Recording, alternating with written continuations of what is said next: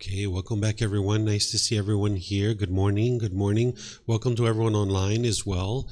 Today is our fourth day of our course here titled Experiencing the Jhanas and the Four Stages of Enlightenment. Today what I'm going to do is I'm going to start with loving kindness meditation. Then afterwards we're going to move into a talk about eliminating fears.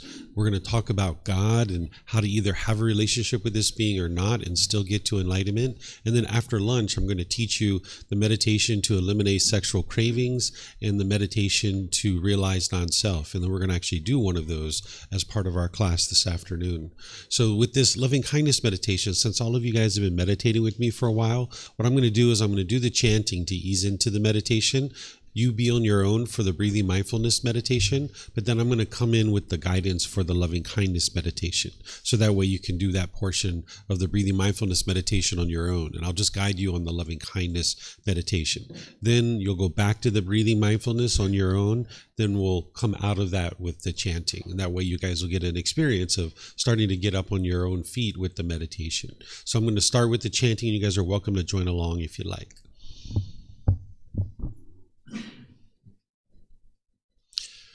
Arahang Samma Sambuddho Mahakeva Bhutang Mahakavanhang Apivateyami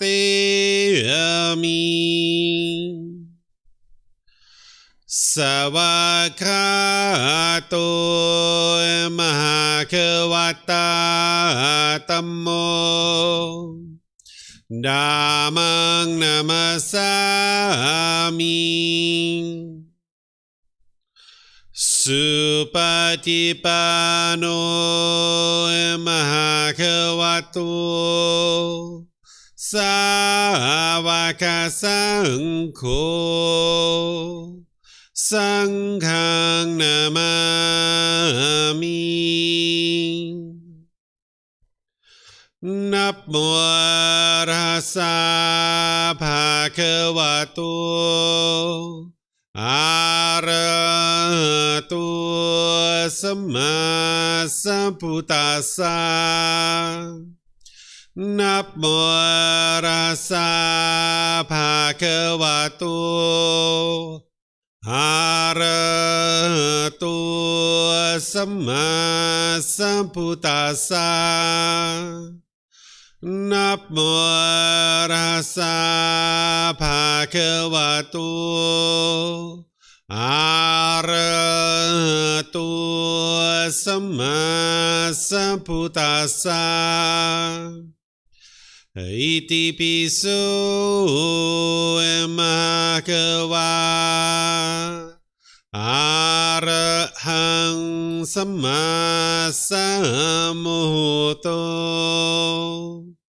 Vicacaranang Sammuno Sakato Rokavitu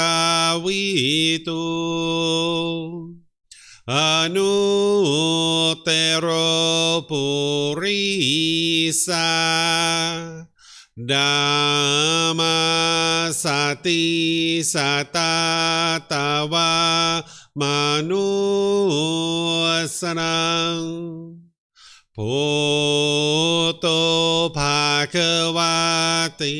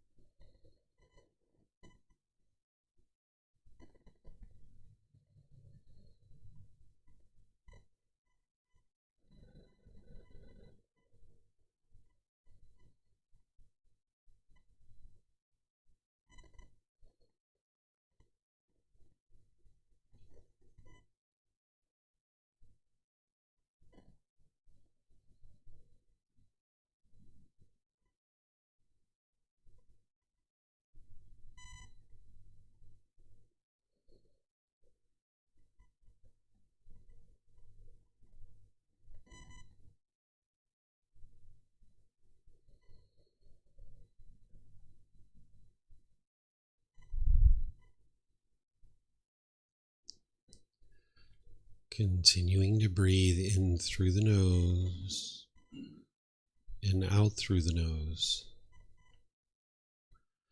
Repeat these affirmations in the mind on the out breath.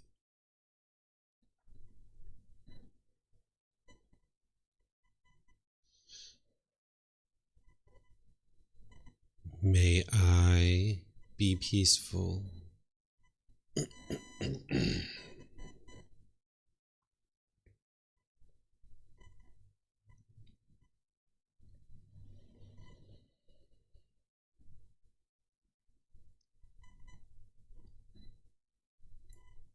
May I be safe.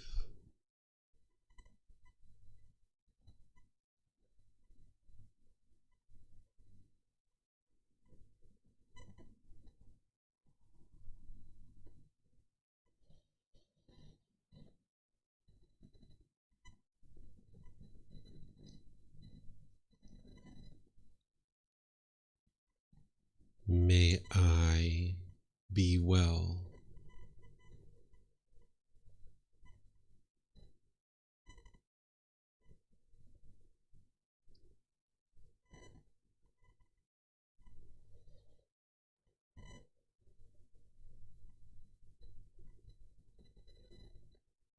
May I be free of all discontentedness and the suffering that it causes.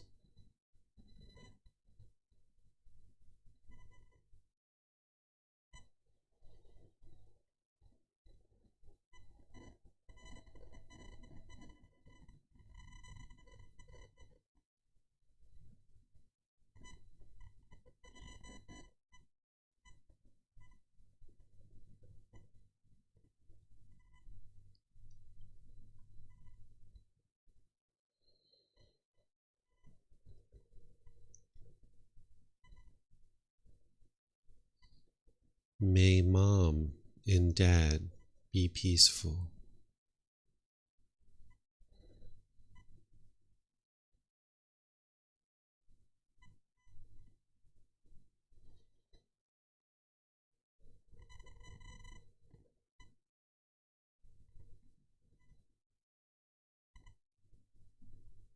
May they be safe.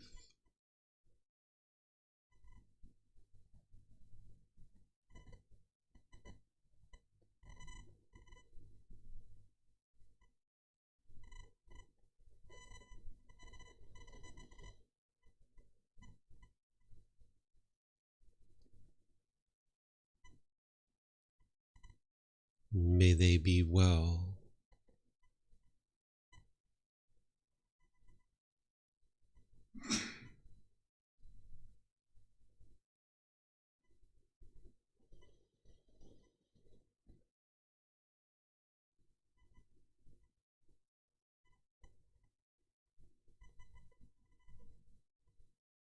May they be free of all discontentedness and the suffering that it causes.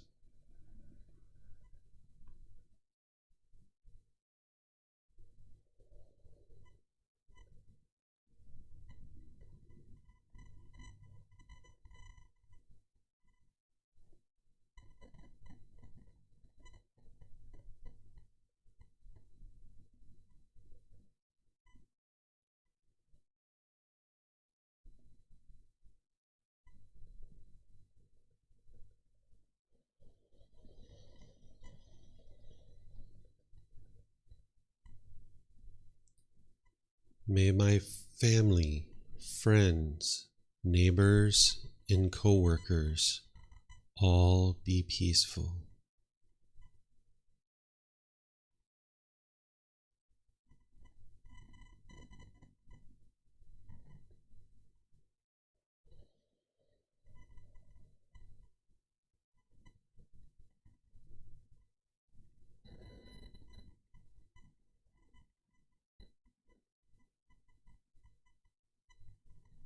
May they be safe.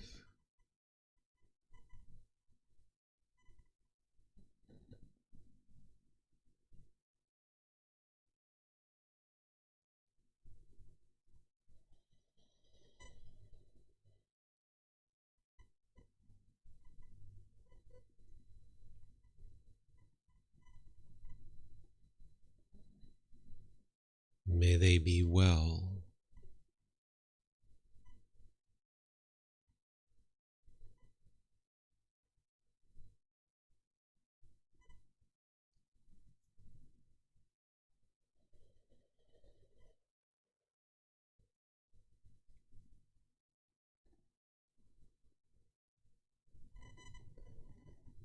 May they be free of all discontentedness in the suffering that it causes.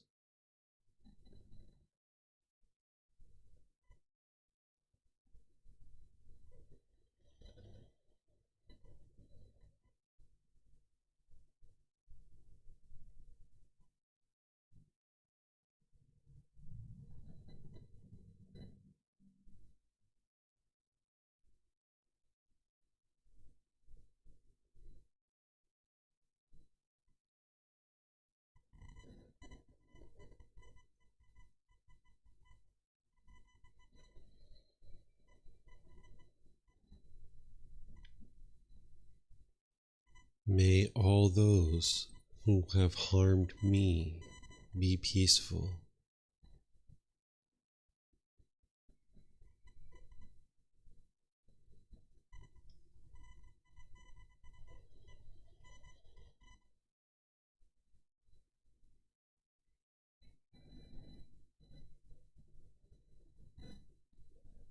May they be safe.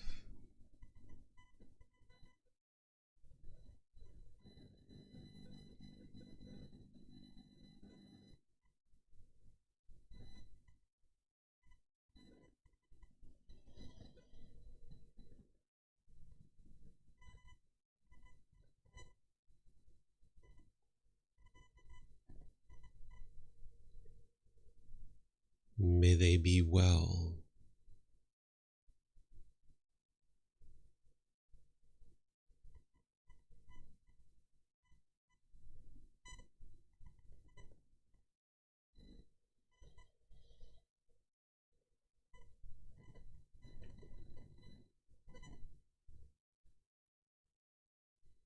May they be free of all discontentedness in the suffering that it causes.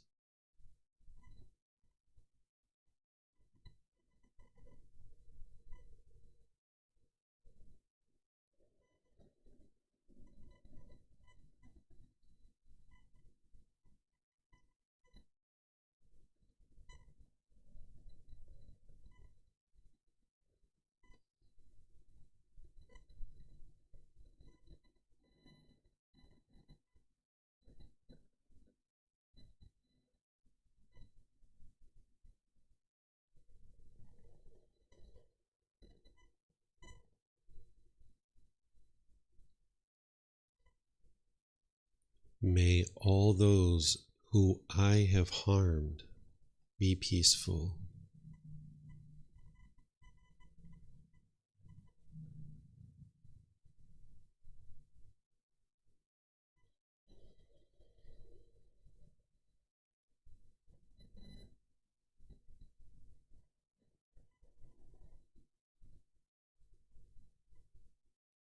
May they be safe.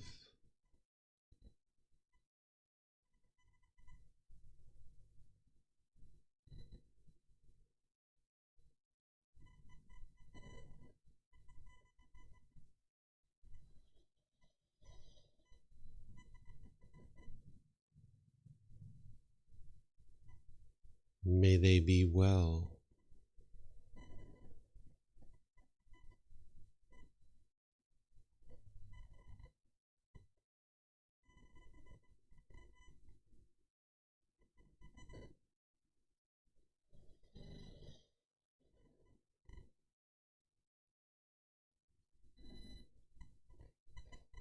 May they be free of all discontentedness in the suffering that it causes.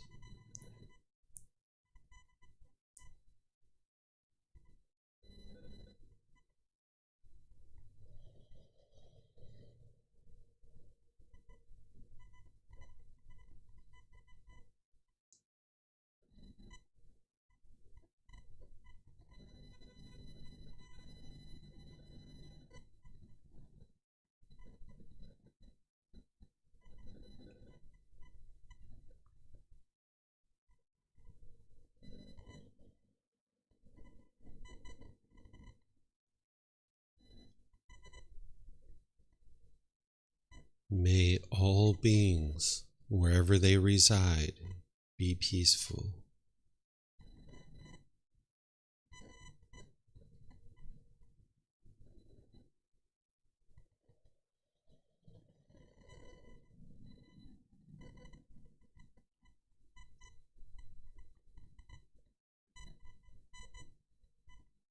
May they be safe.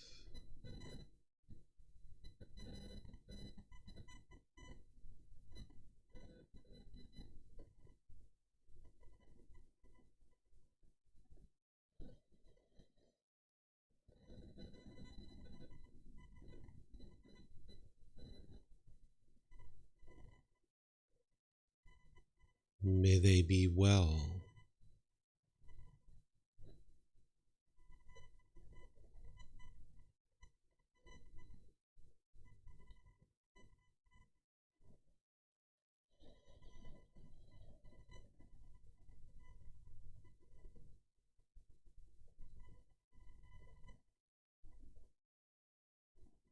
May they be free of all discontentedness and the suffering that it causes.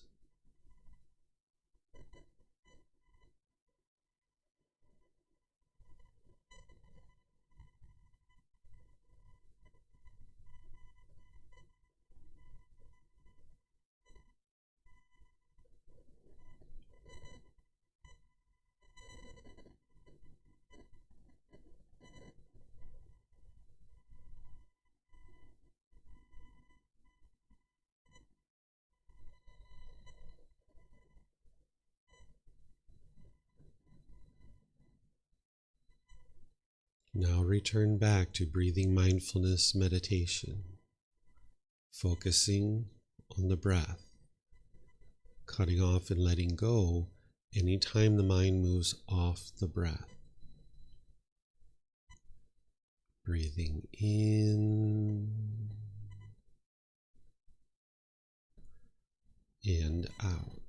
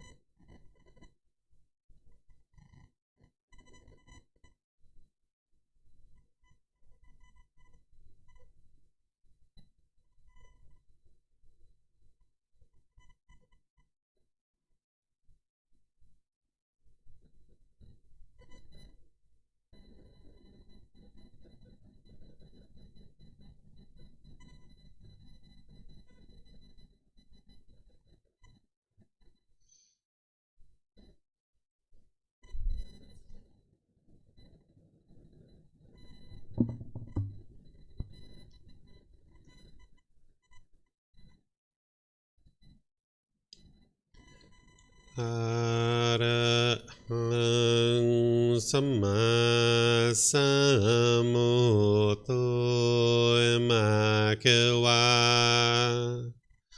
โพตังมาเกวันนังอภิวาเตมิสวากขาโตมหาเควตาธัมโมธัมมังนามัสสามิสุปฏิปันโนมหาเควโตสาวกสังโฆสังฆังนามามินะโมตัสสะภะคะวะโตอะระหะโตสัมมาสัมพุทธัสสะนะโมตัสสะภะคะวะโตอะระหะโตสัมมาสัมพุทธัสสะนะโมตัสสะภะคะวะโตอะระหะโตสัมมาสัมพุทธัสสะอิติปิโสมะเควาอะระหังสัมมาสัมพุทโธวิชาจารณังสัมมุโนสกขาโตโรกาวิตุอนุเตโรปุริสาดัมมาสติสัตตาตาวามนุสนังพุทโธภะคะวะติ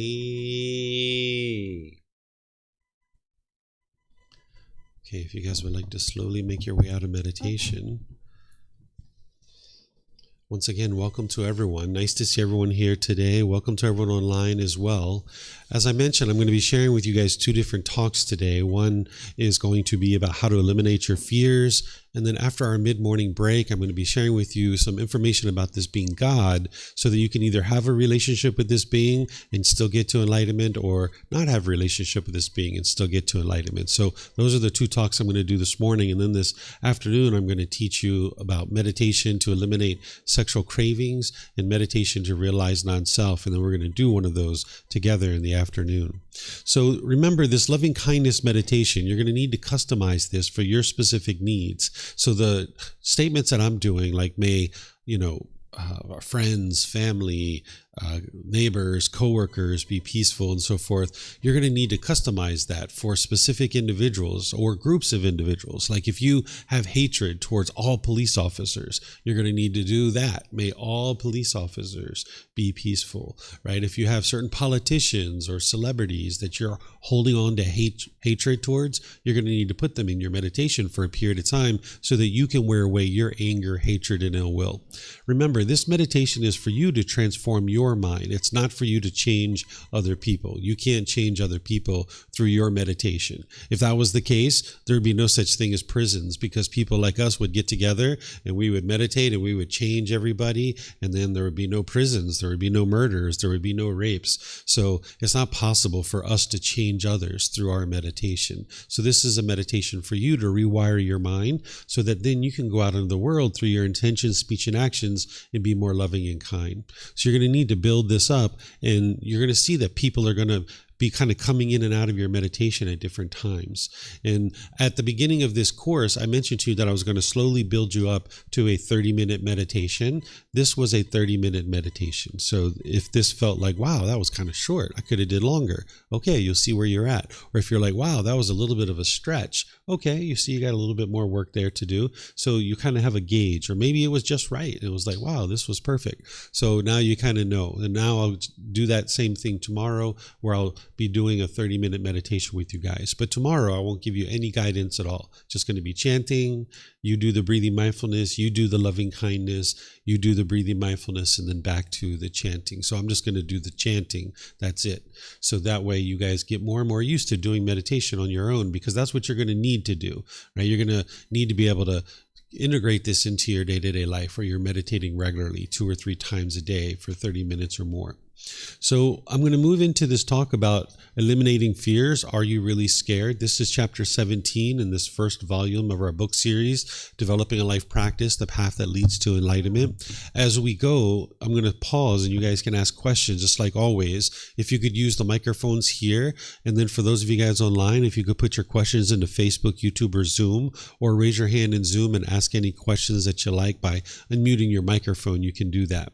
So by the time you get to enlightenment, you won't have any fears at all. Fear is discontentedness. The mind is experiencing discontentedness. And by the time you get to enlightenment, there is no discontentedness in the mind. All fears will be completely eliminated, even the fear of death. You won't have any fears whatsoever. You'll understand this natural law of karma really well. You will have transformed your mind. There won't be anything in your mind that's causing any kind of fear whatsoever. So you guys have already learned the Eightfold Path, or at least most of you guys have learned the Eightfold Path with me. You're going to need to revisit that multiple times and really dial that into your life closer and closer. And then as you're doing that, that's going to help you eliminate all discontentedness, because it's helping you to eliminate cravings, desires, attachments. But in regards to fears, there's specific things that you can do that's going to help you further beyond what you already know. But you need that other stuff on board with the Eightfold Path as you then start to learn what I'm going to share with you today. So first, let's just be sure you understand the problems and what we've already talked about, right? We talked about impermanence and how everything's constantly changing in the world, and you're not going to be able to get to this permanence. We talked about discontentedness, pleasant feelings, painful feelings, neither painful nor pleasant. These are conditioned feelings based on some condition. The mind's going to experience some feeling. Then we talked about the universal truth of non-self, about how to strip away these labels and this clinging to this self-image and the self-identity, and how that's going to help you to reside more peaceful and joyful. Because one of the fears that people have is how they're being perceived by others in the world. When you go out into the world, you might fear how other people perceive you, and now it's going to modify your decisions in the world. So these are things that we've already talked about as the 3 universal truths. Then we talked about craving, desire, attachment, this longing, this yearning, this wanting, the mind pulling towards the objects of its affections, the clinging the mind has, thinking the next new shiny object waiting around the corner is going to provide lasting satisfaction. Then we talked about the Four Noble Truths, how everyone that is unenlightened will experience discontentedness. This is the problem that the Buddha discovered in the mind, that it's going up and down and up and down and up and down. It's only a matter of time before the mind gets frustrated or irritated or annoyed in the unenlightened state at some point. Then we talked about the cause of that discontentedness is craving, desire, attachment, because the mind wants everything to be permanent, when in reality, everything in the world around you is impermanent. So the mind's holding on and craving this permanence. The mind itself is causing these feelings. It's not the external world. Oftentimes people look to the external world thinking that other things in the external world is what's causing you discontentedness. Maybe it's mom or dad or brothers or sisters, or maybe it's the weather, or maybe it's work, or something else. It's something external that the mind is typically thinking of that's causing these discontent feelings. But you can independently verify that it's your own mind that's causing these, that it's craving, desire, attachment. It's the longings, the yearning, wanting things to be a certain way. The mind's craving permanence. And I gave you different examples there. I gave you examples of like a boyfriend or girlfriend when you guys were together. You were really happy perhaps at the beginning. And then when you broke up, you were maybe discontent, where you were angry or frustrated or lonely or bored or missing this person, because the mind's holding on and craving permanence. I gave you the example of the car, where you get a brand new car and you park it at a store and you go inside and there's a scratch on the car when you come out, and now you might be frustrated because the mind's craving permanence and wanting this car to be permanently beautiful. Again, we're not talking about what's wise or unwise here necessarily, because when we walk through a parking lot, we aspire not to scratch anybody's car. That's what we choose to do when we walk through the parking lot. But the fact is that this car is impermanent. The paint's going to fade. It's going to have scratches. It's going to happen. It's only a matter of time, right? But if we crave for this car to be permanently beautiful, now when we experience that impermanence, the mind is uncomfortable, it's discontent, it's frustrated, and that's just going to get in the way of making wise decisions. I mean, think about somebody coming outside and seeing their car scratched, and the person standing right there that has scratched the car. That person with anger and hatred in their mind, they might start fighting and punching this person. They might actually murder this person. I imagine there's probably someone in the world that's been murdered over accidentally scratching someone's car, and now that person is probably in jail for the rest of their life just because they were craving permanence for their car, right? So this is the unfortunate things that happen when you don't have wisdom of the natural laws and what the mind's doing. So the Buddha explains that there's a solution for all of this by eliminating the cravings, desires, attachments. If you eliminate the cravings, desires, attachments, it will eliminate the discontentedness. Because if craving, desire, attachment is the cause of what's causing these discontent feelings, if you eliminate the cause, then you'll eliminate the effect, right? So just eliminate the cause and you'll eliminate the effect. The way that you eliminate craving, desire, attachment is the Eightfold Path. The Four Noble Truths explaining to you in the Fourth Noble Truth that the complete perfect plan to eliminating the craving, desire, attachment and transforming the mind is the Eightfold Path. That's what's going to guide you in gradually eliminating your cravings, desires, attachments. And you're dialing that in closer and closer. You got the wisdom section, the moral conduct section, and the mental discipline section. And all of those are working together at the same time to help you eliminate your cravings, desires, attachments. So once you understand that it's craving, desire, attachment that's causing these discontent feelings, then you understand that what the mind's doing in the unenlightened state, when those painful feelings are arising, such as fear, when fear is arising, what someone might choose to do is they might try to push away this situation, or they might try to push away the person, right? Because they're kind of craving some permanence here. I never want to see a spider ever again, right? Or I never want to go up in a high building. Maybe I'm afraid of heights. Or I never want to be around large crowds. I don't want to be around large crowds, right? Or maybe someone doesn't want to be alone. They're afraid to be alone, so they're constantly going out and trying to be with other people. The mind's craving that permanence of being with other people, because when the person's alone, now they're scared or fearful.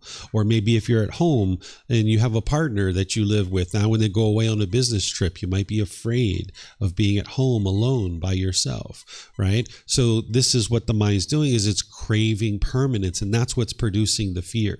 The fear is the problem. The cause of that problem is the craving, desire, attachment. So in order to eliminate your fear, you need to eliminate the cravings, desires, attachments that are producing it. So that's why the Eightfold Path is really important, because it's going to teach you how to do that. With the breathing mindfulness meditation, training your mind when it moves off the breath to cut that off and let it go and bring the mind back. That's training your mind to let go of all cravings, desires, attachments, not just the ones that produce fear. The generosity, giving and sharing, is training your mind to let go.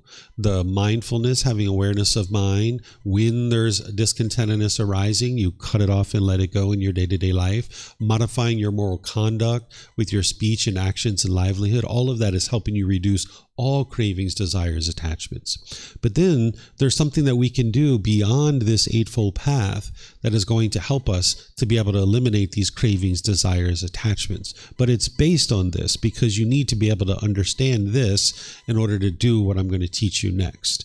Okay, so what you do in order to eliminate your fear is that you need to eliminate these cravings that are producing it. So you need to place the mind in the situation that it fears in order to desensitize the mind from whatever it's fearing, training the mind that there's nothing to fear. So, for example, if you fear spiders, what I would recommend you do as you've got the Eightfold Path on board is start exposing the mind to spiders. Look at pictures online or magazines, right? Start looking at pictures of spiders. And now when you're noticing that the fear is coming up, you cut it off and let it go. And you cut it off and let it go. You cut it off and let it go. You might need to do that over 2 or 3 different sessions, but then you increment the stimulation. Now maybe you go to a museum, like an insect museum or something, where these spiders are preserved, their little hairs are there, the little eyes are there looking at you, right? And you go into this museum and you desensitize the mind to that. And if you're noticing the fear coming up, you cut that off and cut that off and cut that off. And then as you get comfortable with that, you actually go into an environment where spiders are alive, whether it's in the woods or at a pet store or someplace like this. You go in these kinds of places and desensitize the mind further, because what the mind wants to do in this situation is avoid it. It's trying to push it away. I never want to see a spider ever again. But that doesn't solve the underlying problem, because the mind's holding on to the craving in the mind. It's holding on to that clinging. So you need to expose it to this. You need to give it what it doesn't want. It's trying to push this away, and it never wants to see a spider. That's the permanence that it's craving. So now you're teaching the mind, hey, you're not going to get that. You're going to experience impermanence in this world. You will see spiders, and here you go. I'm going to show you some spiders. This is where it's helpful to think of the body as one thing, the mind is something else, and the combination of these two things is called a person. The person is saying to the mind, hey, I see you have a craving right there, and you don't ever want to see spiders. Well, the person is going to take you to go see some spiders. Now you're going to go see some spiders, and you're going to be just as comfortable when you see spiders as when you don't see spiders, right? And now you train it over multiple sessions to be desensitized to this. And now over time, you get comfortable with seeing spiders. And then as you've done that intentionally, at some point, you're going to see a spider without realizing it. And it's going to come walking across the floor, and you're like, look at that little spider. It's really nice. There's a spider. And you're not scared. Instead of before, it was like, spider, spider, right? So this is how you do it. You can do this with each individual fear that you have. Understanding that the natural law of karma is that if you're not causing harm, no harm will come to you. So that spider walking across the floor, he's not going to come, or she's not going to come bite you and attack you and poison you. That little spider is just headed somewhere else, right? We don't have to be scared of it. We don't have to kill it, right? Sometimes that's what we try to do, is try to kill the spider. What the Buddha teaches you is that you've been reborn so many times in the past that it's nearly impossible for you to come in contact with a being that hasn't previously been your mother, your father, your brother, your sister, your son, your daughter, or some other relative. So killing that spider is like killing grandma, right? Or killing that mosquito is like killing grandma. So everybody has been family members at one point in the past, right? So here in Thailand, when we go out places, we actually refer to people as family members. Even if you've never met this person ever in your life, if there's an elderly lady serving food at the restaurant, we actually call her grandma. Or if there's some food server serving you food, we call her little brother, little sister, or him little brother, little sister, right? This is the way we refer to them. Literally, that's how we use the language. Now, you might not be able to do that in your country, because if you started calling people that in English or Spanish, people might look at you kind of weird, but your mind can think that way, that treat this person as a family member. So this little being, this spider that's walking across, we don't have to be afraid of it. We're not causing it any harm. So no harm's going to come to us. We can just be like, there's a spider, right? Some beings in this world are humans. Some beings are insects and animals. And some beings are hell, afflicted spirits, heavenly beings. There's all these different realms, and not all of them are going to be human. And they're all different. This is the impermanent nature of the world. But the mind's going to crave this permanence, and it's not going to want to see this spider, perhaps, or other types of animals. Let's just say you were afraid of heights. You didn't like going up in high buildings or on ladders or things like this. You would like to gradually increment this. So you go to a mall that has like a first or second story. And now you go to the mall. You look over the side, you kind of look at what you see there, and you kind of look around on the floor, desensitize your mind to that. And now if you'd like, go up to another level, right? Maybe third or fourth floor. You look over the that. And now over time, you go up in higher and higher and higher buildings, and you look over and you just stand there and you train your mind, focusing on your breath if you need to, and you just gradually train your mind to be comfortable with this over multiple sessions. Right? So there's all kinds of different fears that you guys might have that in a moment, I'm going to kind of open up to you guys about any particular fears that you have, and we'll do like a little group activity together. One of the fears you might have is you might have the fear of death. And sometimes people are like, how can I put my mind in that situation without actually killing myself?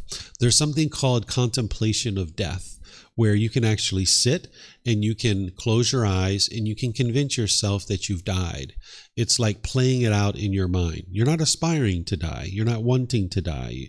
What you're doing is you're essentially going to visit death. It's like death is waiting for you in the corner. It's going to come visit you at some point, and it can either sneak up on you, and you can wait for it to sneak up on you and catch you by surprise, or you can be like, yeah, I see you over there in the corner. I know you're going to come visit me, but you know what? I'm going to come visit you.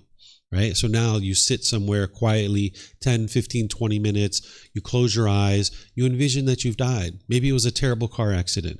Maybe it was an elongated death with cancer, 2, 3, 4, 5 years. Something else, who knows? Maybe there was some tragic accident. And you play this out in your mind. And maybe you play it out like your family is being informed by doctors or police officers or people like this. You can see your family. What are they doing? Maybe they're grieving. Maybe they're consoling each other. Maybe they're making funeral arrangements. Maybe they're having a party. I don't know, right? Like, you have to decide for yourself. Play that out in your mind, and then go all the way through the burial, everything, or the cremation or whatever it is. And this might take 10 or 15, 20 minutes. You might actually grieve. You might actually be sorrowful. You might be afraid when this is occurring. And then your mind's going to have to regain its composure afterwards. And you need to do this several times, probably spaced out over about a 1 month period, each month. If you did this every single day, it would be kind of too much for the mind. So you tend to usually spread this out over, once a month. At the very earliest, maybe once every 2 weeks. And you'd like to do this every time until you get to a point where it's like 2 or 3 times you do it and you're completely fine with it. You're like, yep, I'm going to die. No big deal. This being's impermanent, no big deal. And you can see that your mind's not afraid of death. And then when you're in situations, you need to observe the mind. Like just a little while ago, I don't know what that was, that big sound. If you notice that you're startled, that's the fear, right? That's the mind not liking that impermanence. So if you're like at a fireworks display and you don't even know that there's fireworks going off, and next thing you know, there's a big boom, and you see that your mind's quite calm in that situation, and you don't have any fear, that's showing you that your mind is where you would like it to be. Or if you're in a situation where a car comes whizzing by, and if normally you get scared, oh my God, and then you're like, maybe start saying profanity or things like this, or upset or angry with the car, you can see in situations where you're not doing that, it's like, whoa, that car almost hit me. I'm still alive. Thank goodness. All right, let's go. Right. And you're just on to the next thing. And you can see like, hey, there's no fear. So this is the ability for you to be able to see that your mind has eliminated the craving for existence, holding on to this world and wanting to be in this world permanently, because you're not going to be in this world permanently. It's not possible. So you can do this contemplation of death to train the mind to not fear death, so that then ultimately when you get close to death, it'll be no big deal. It'll be like, all right, time to die. Just like it's like, all right, time to go to the store. Let's get in the car. Let's go to the store. All right, time to die. Let's do it. Let's go. Right? So you can get to the point where you have no fear whatsoever. So like I mentioned, there's various fears that you could potentially have. And what I usually do at this point is just kind of turn it over to you guys, because it doesn't take me long to teach you this. It's just exposing your mind to a particular fear. And about 80% of the fears, you can actually approach them this way. There's some fears that you're just going to naturally be able to do this kind of thing. You're not going to be able to induce it, but it's just going to be able to happen along the way. So if you guys would like to share any fears that you have, what you could do is you could say, okay, David, this is my fear. This is what I'm afraid of. But I don't really know how to put together a plan to address that. Let me know and I will help you. Or you could say, this is my fear. and this is the plan that I think I should use in order to address this. And then you could talk about that, and then I can give you some ideas beyond what it is that you're actually thinking about. So this will kind of help you to build this skill and this ability. So it looks like, John, you have a question? Yeah, you would like to? Sure. Can you get the microphone there? And the rest of you guys are welcome to share your fears as well. This is an opportunity for you to get the help that you need about how to eliminate your fears. Yeah, when I saw the natural law of karma one, I think I have a fear of like past lives, my negative karma, and how that's going to play out in this life. Does that make sense? Yeah, so I might actually be able to just talk you through this one. So whatever you've done in your past life, it's in the past, and you can't go back and change it, as you know, right? But it's not like there's something you did, like let's just say, I know you probably didn't do this, but let's just say in the past that you murdered somebody, right? It's not like just magically you're going to get murdered in this life. That's not the way it's going to happen, right? There's not anything mystical or magical about this natural law.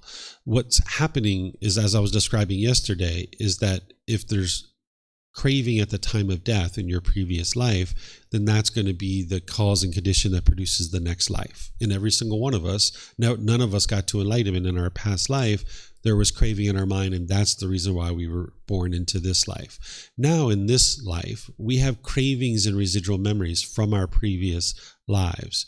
And now we're acting upon those if we still have craving in our mind.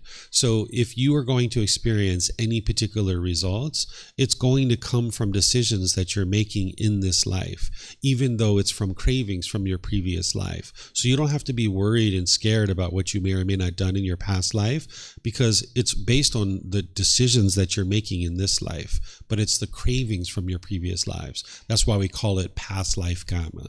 So you can't just magically end up murdered just because you murdered someone in the past. It would be decisions that you're making in this life. So if you started associating with people, let's just say, people that are into unwholesome things, maybe they're breaking the law, they're stealing, they're killing animals, maybe they're using drugs and alcohol excessively. You put yourself in these situations regularly. Maybe you're also doing some of those things. Then you have a higher likelihood of being murdered.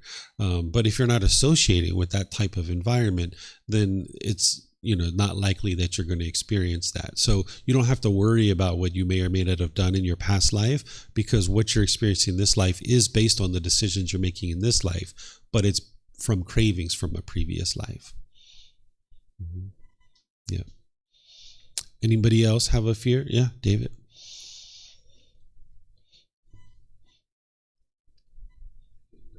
Yeah. Actually, mine's not so much fear, but a comment which I found very amusing at the time and kind of tyrannical, was during COVID, when the whole fear-mongering got into high gear with the media and Dr. Fauci and all the rest of it. They were like, the messaging was like, you might die. You might die. And I was like, what a peculiar message. It's like, what do you mean might die? It's most certain that I'll die. And the whole, the way I just saw the whole society, my family get completely gripped in fear over something which obviously they had never really looked at, death. And as someone who's, had exposure to the Buddha's teachings, like one of the first things you do is look at death. So it's like, that's not really an issue. I will die for sure. Just wanted to, how the politicians sometimes use fear to control, like fear of death. Do you have a question that you would like to ask? I just wanted to share that. Okay. Yeah, if you ask questions, that'll be best, because if everybody shares what's on their mind, we won't actually be studying the teachings of the Buddha. Anybody have anything? Yeah, Amen. Thanks, David. Yeah, I don't generally feel I have a fear of death. The idea of not being here doesn't bother me at all.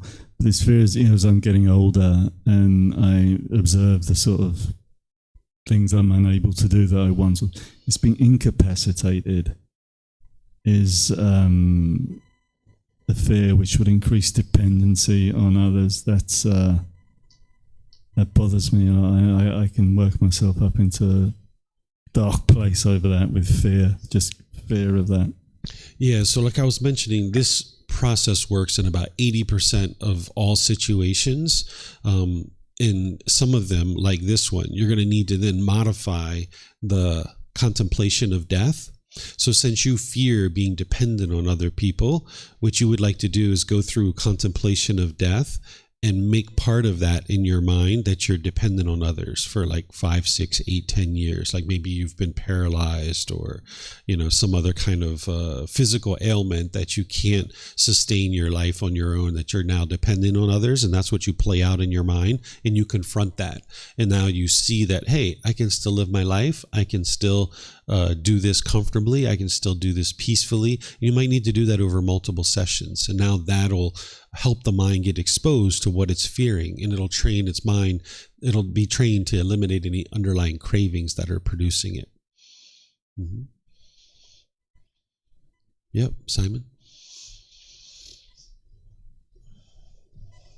Those of you guys online, you guys can participate in this as well. Remember, you can put your comments into Facebook, YouTube, or Zoom. Or in Zoom, you can raise your hand electronically and ask any questions that you like.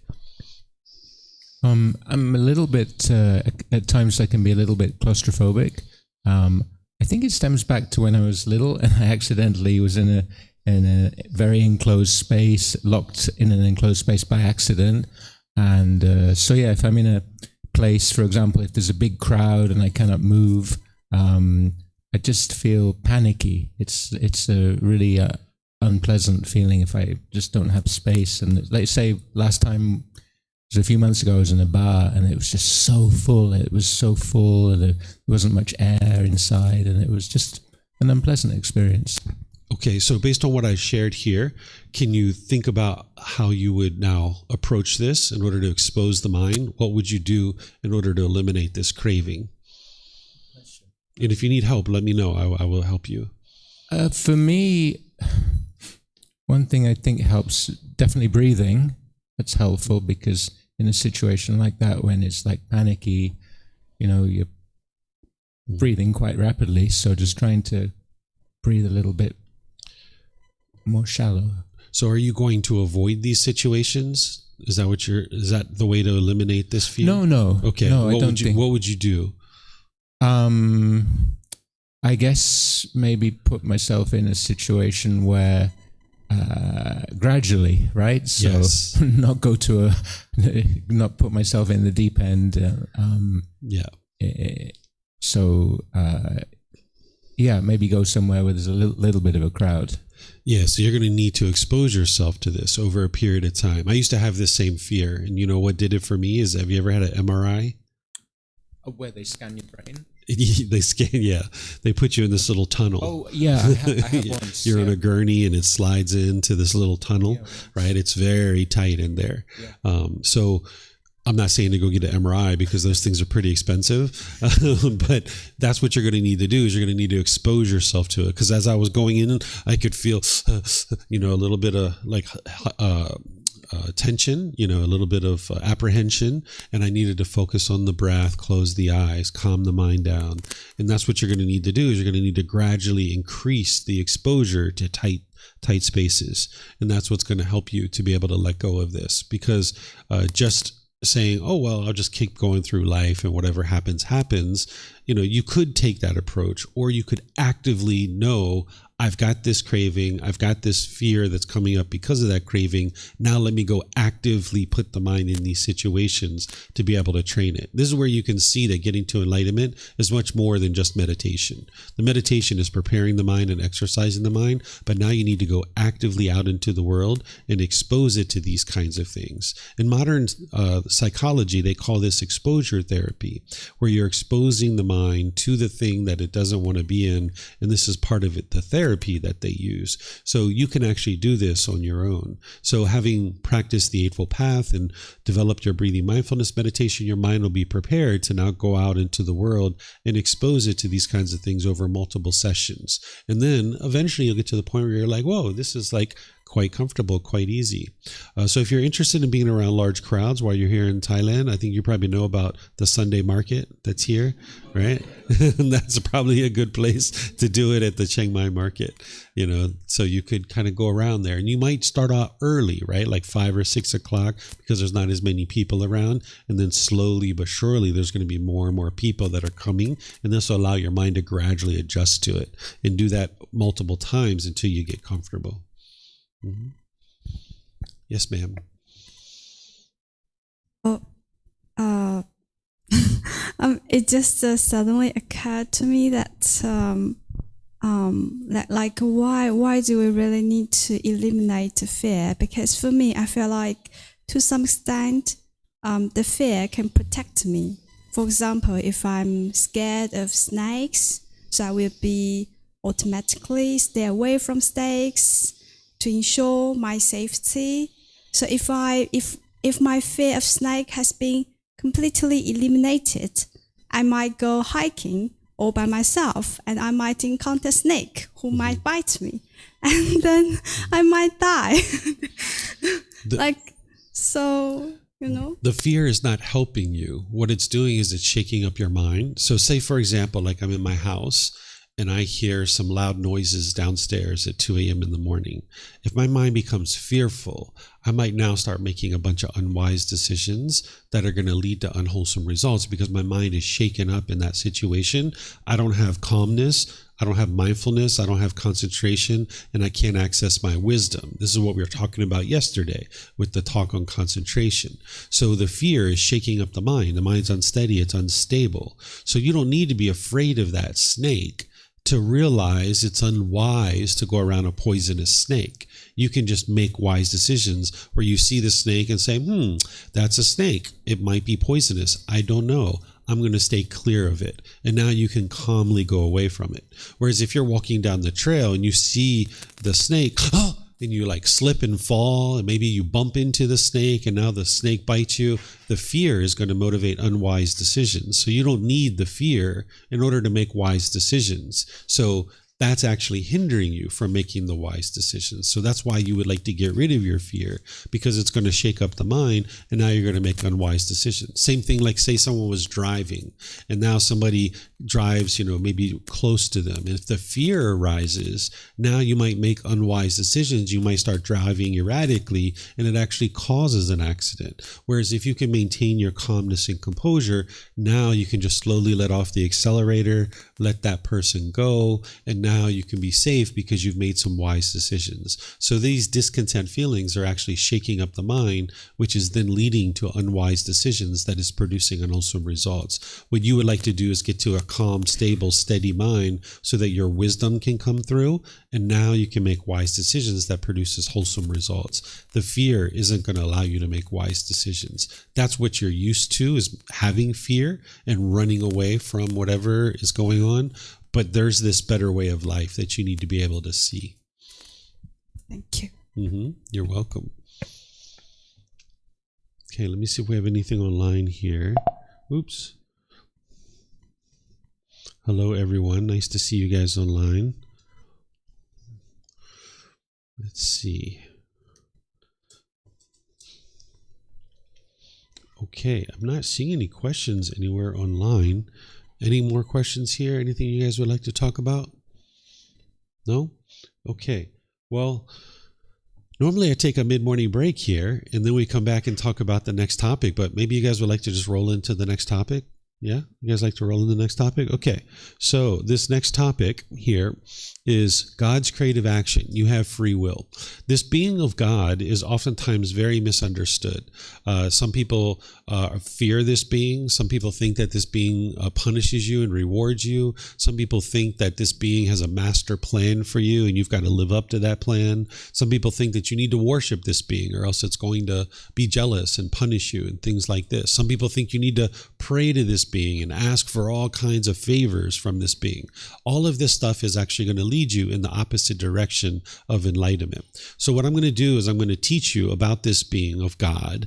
And then for you, you can decide whether or not you would like to have a relationship with this being or not, because you can get to enlightenment either with a relationship with this being or without.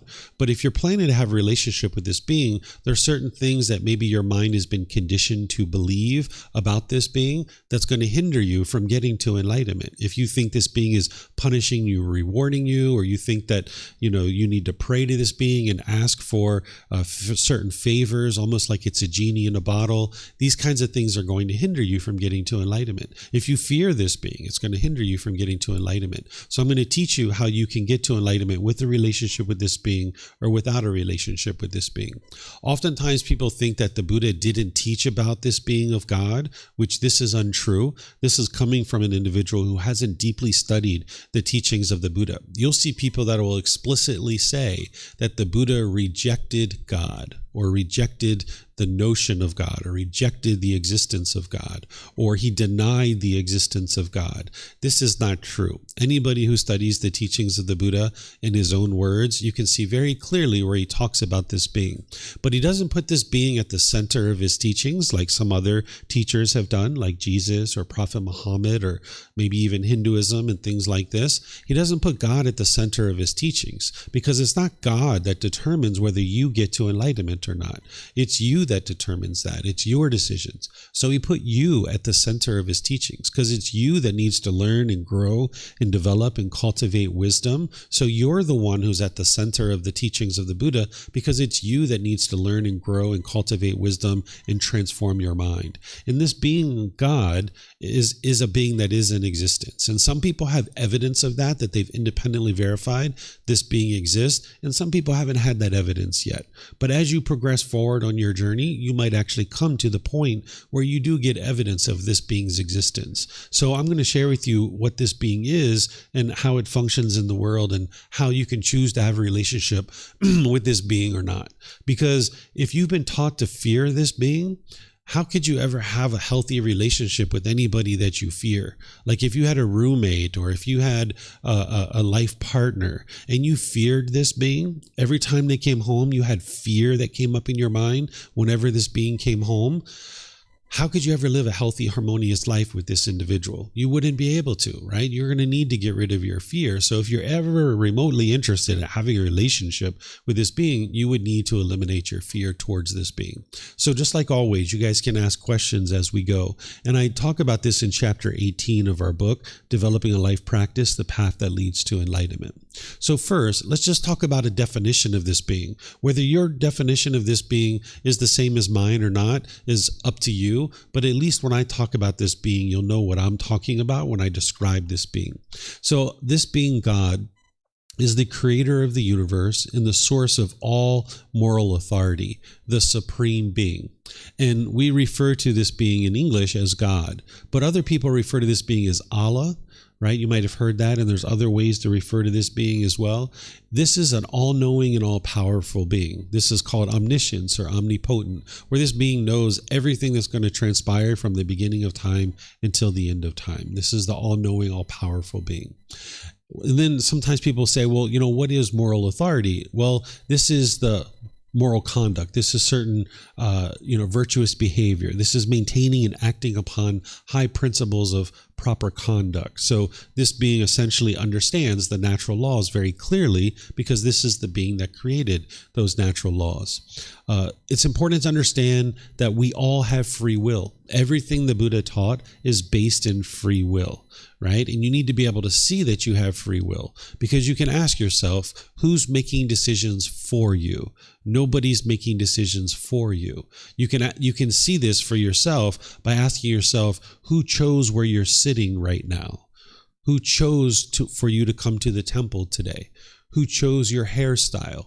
Who chose your clothing that you're wearing right now? Who chose whether or not you ate breakfast or what you ate for breakfast? Who chose where you live? Who chose the relationships that you have right now? Who chose the job or occupation that you have? You can see that every single aspect of your life has been your own free will. And that's why it's important to cultivate wisdom of these natural laws so that now with your free will, you can make those decisions. Because sometimes people think that God is controlling them, and that's just not the case, that you have free will. As I mentioned, God does not grant enlightenment. It's a practitioner who attains enlightenment through their own wholesome choices, through practicing the teachings and training the mind. Okay, so this is a bit of a definition on God. Now, as I speak about this topic, you might hear me refer to this being using the pronoun he, right? Where some people don't think of this being as any particular gender, or they might think of it as a she or, any, no gender whatsoever. I refer to this being as a he because every time I've ever interacted with this being, it appears to have a male gender. The Buddha talks about this as well. He describes this being as being a male, but whether you consider it to be male or female or no gender at all, it's totally up to you. I'm not here to convince you how to think about this being. This is your practice. It's your life. I'm explaining to you what I know about this being, and it's up to you to decide for yourself what you would like to take from that. So you might hear me refer to this being in the pronoun he, and just understand that's the reason why, because all of my experiences and interactions with this being have been such that it appears to be of a male gender to me. So the Buddha's teachings on God, we're going to actually study some of those here, but there's actually books over there where you can see all of them. It's important to understand that Gautama Buddha never denied the existence of God, but instead taught people how to attain enlightenment while still having an understanding of this being God. During the lifetime of the Buddha, they believed in multiple gods. When you read the teachings of the Buddha, he will refer to this God that we're talking about. He refers to it as the great Brahma. This is how they referred to God during the lifetime of the Buddha, as Brahma. Right? And now he talks about this great Brahma. But he actually talked about multiple gods during his life because people believed in multiple gods. So he needed to help them to understand all these different gods that they were talking about. But when he talked about God or he taught about God, he tended to refer to this great Brahma and this one God. And I'm going to show you one of his teachings around this in a moment. So he talked about various gods that people believed in during this time. The Buddha's objective wasn't to prove or disprove God's existence. That wasn't what he was setting out to do. His goal was to help people get to enlightenment, to liberation, to peace, to joy. And because getting to enlightenment isn't dependent on God, his goal wasn't to prove or disprove God's existence. It was to deliver teachings that would help you get to this liberation. There were other teachers that came along after the Buddha that helped us to be able to understand and refine our understanding and throughout humanity about this being of God. So later, about 500 years after the Buddha, the teacher Jesus Christ came along, performed a whole slew of miracles to try to convince people that who he was. And then he said, hey, by the way, everyone, there's only one God. Right? Because up to that point, people were believing in multiple gods. Sometimes people think about these things as isolated things, but this is the evolution of humanity, getting teachings at different times to help us gradually understand the world around us. So the Buddha's objective was to deliver teachings that get to enlightenment. Jesus' objectives were very different. He still taught some moral conduct. He taught something that he referred to as the Holy Spirit, which we might actually describe as enlightenment. He again taught the moral conduct, but he also was interested in convincing people that there was only one God. And by and large, he was successful in that, because the vast majority of the people who talk about God nowadays, they do talk about just one God. But there's some people who today still think about multiple gods existing in the world. So those thoughts are still out there as well. But the vast majority of the world, if they're going to talk about God, they tend to only think about one God. And this was because of the work of Jesus Christ predominantly, right? So the Buddha's goal wasn't to prove or disprove God's existence, because the way a Buddha speaks and the way they talk and teach is based on independently verifiable truth. And the way that this being God works is they don't give that kind of evidence. The evidence that they give is individually. So I've had enormous amounts of experiences with this being God, but I can't give you anything that says, here's how you independently verify that my experiences with this being actually happened, because this being kind of does these things on a case-by-case basis, one person at a time, individually. They don't tend to do things that are going to be independently verifiable for the entire world. So the Buddha didn't have any independently verifiable evidence of God's existence. I can't give you any independently verifiable existence or evidence that you can go out and independently verify what I'm sharing about my interactions with this being are true. But at some point, you may experience certain things, or you may have already experienced certain things with this being, and you know that this being is true. But there's no way for kind of like verifying the universal truth of impermanence and discontentedness and the Four Noble Truths. You can independently verify that stuff. But with this being, it doesn't work that way. This being kind of works on a case-by-case basis, and this being prefers to do it that way. So again, the Buddha taught to get to liberation, to enlightenment, cultivating right view, which you understand it's your own mind that's causing any particular feelings, and understanding this natural law of karma. And all of this is not based on God's creative actions and whatever God chooses to do. Even Jesus Christ actually taught the natural law of karma. He taught that you reap what you sow. If you guys are familiar with Jesus Christ's teachings, he said you reap what you sow. And I imagine Prophet Muhammad taught some of this aspect as well, that we experience whatever it is that we make decisions about. So the Buddha, Jesus Christ, Prophet Muhammad, all these others, they're teaching very similar things, but the Buddha just never put God as a central role in his teachings, because it's not God that determines whether you get to enlightenment or not. But he did teach people that this being was part of the cycle of rebirth, and he taught people how to relate to this being if that's what they chose. Okay, so here's a teaching from the Buddha about this being God, and I'll share it with you as just one of many teachings that the Buddha is talking about this being God, so that you can see for yourself that the Buddha did indeed teach about this being.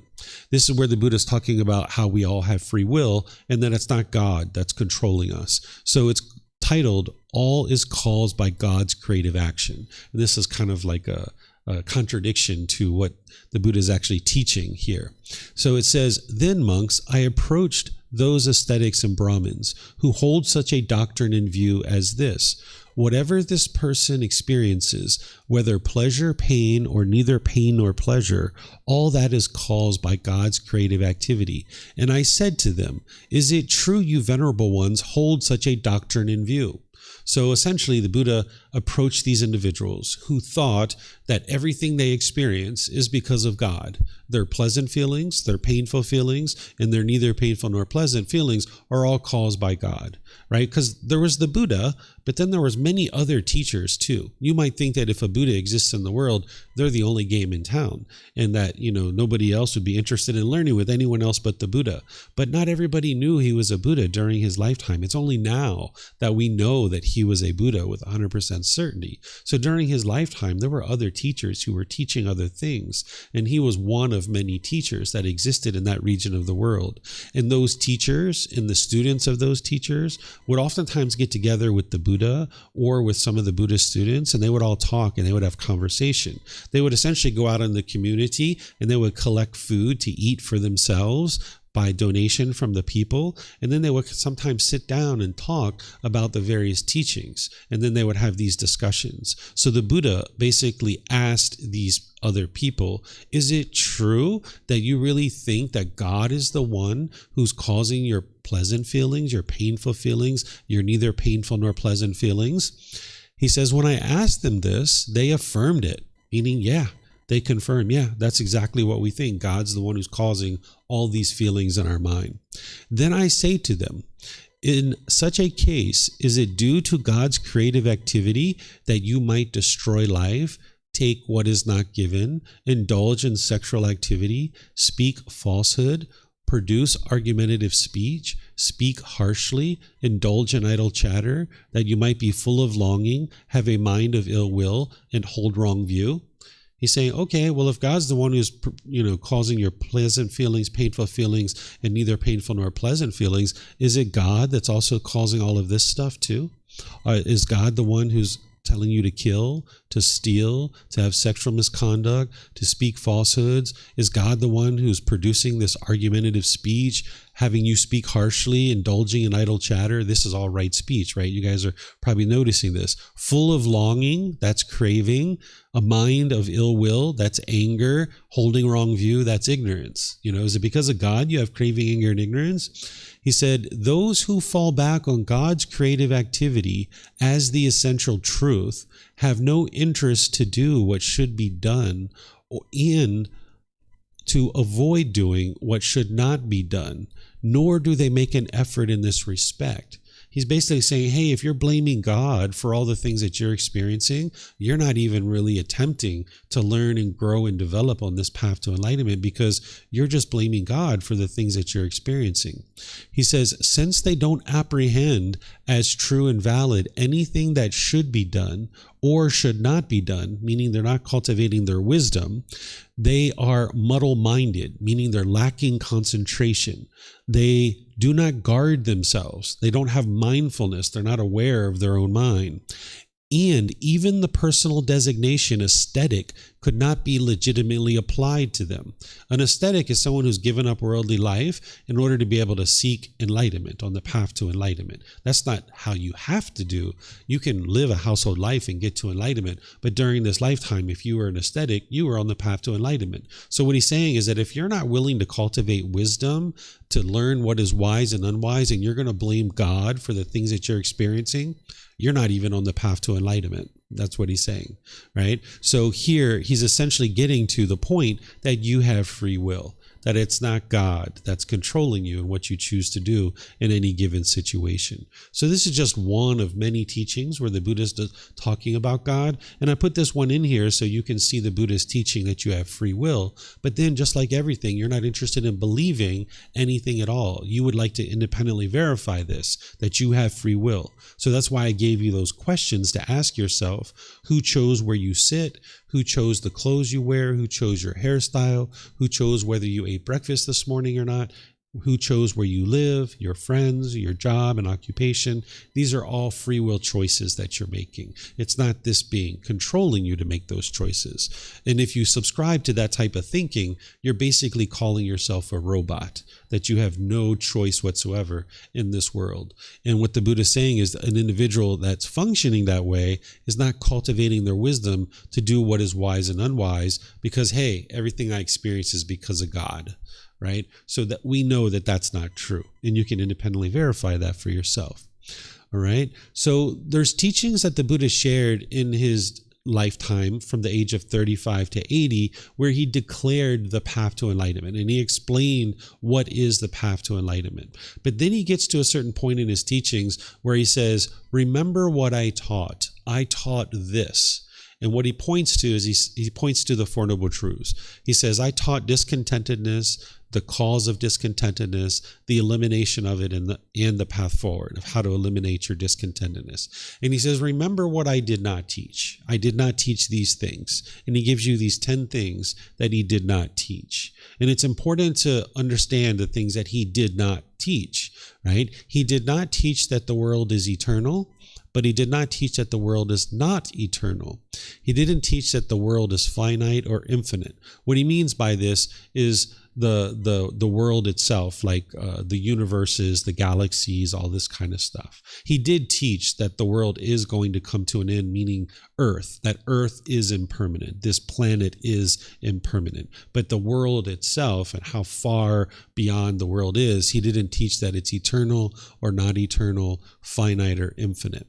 He didn't teach that the soul is the same thing as the body, or the soul is one thing and the body is another. He actually didn't teach about a soul at all, because a soul conflicts with the universal truth of impermanence, and it also conflicts with the universal truth of non-self. So he left that as an undeclared teaching of whether there even is a soul or there isn't a soul, because he doesn't have any tangible proof, independently verifiable proof, that you can run out and prove that there is a soul or there isn't a soul. So he left that as an undeclared teaching. Then he left this as an undeclared teaching too. After death, the Tathagata exists. A Tathagata is the Buddha. This word Tathagata, it means one who's discovered the truth, or one who shares the truth, or one who discerns the truth. So after death, the Tathagata exists. After death, the Tathagata does not exist. After death, the Tathagata both exist and does not exist. After death, the Tathagata neither exists nor does not exist. So the Buddha was an enlightened being. So what he's saying here is, I'm not declaring to you what happens next after enlightenment. He's leaving that as an undeclared teaching. So he doesn't teach about an afterlife, because you can actually study some people who refer to what they're teaching as Buddhism, and they will tell you that the ultimate goal is to do a bunch of good things in this life, die and go to some Buddha land and exist in some Buddha land. Or they teach you to get to enlightenment and then you're going to go to heaven for the rest of your life or for eternity, or all these kinds of things. The Buddha never taught these kinds of things. So you can actually see this in the original words of the Buddha. I just extracted this from the original words of the Buddha, that he's not teaching you what comes next after enlightenment. So the ultimate goal isn't to do a bunch of good things in this life and then have some pleasant afterlife. The ultimate goal is to get to a wonderful life now, in this life, so you can be living the ideal, wonderful life now. That's what it means to be in the enlightened mental state. He's gradually work your way in that direction. So here you can see that he's not declaring what comes next for an enlightened being. And I have certain suspicions of why he chose to do this. I think we talked about it already in this course, where he may not have known what is next. That's the first reason. He might not have known what is next because he never experienced it. He never had been enlightened and died, right? So he might not have known what was next. But a Buddha does have the ability to know things that are going to happen without having experienced them themselves. So he may have known what was next, if there's anything at all that is next. And let's just say that there's something that's really wonderful next after enlightenment. If he would have taught what that is, that's just one more thing that your mind might actually start longing, yearning, and craving.